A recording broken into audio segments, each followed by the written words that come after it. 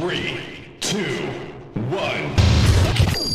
You're watching TKO Takeover. We are here to help you with your everyday needs.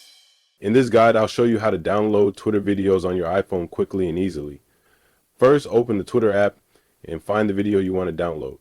Next to the video, click on the share or download icon and select copy link to copy the video's URL. Once you have the link, open an internet browser like Safari or Chrome and search for download Twitter video.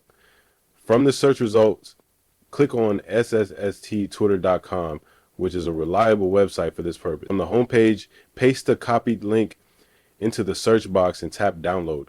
You'll be presented with a variety of resolution options. Select the one that suits you best, such as 1280x 720 for HD quality. After selecting the resolution, the video will begin downloading.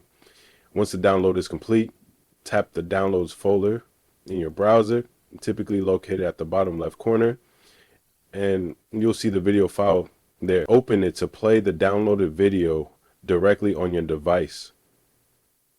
That's all it takes.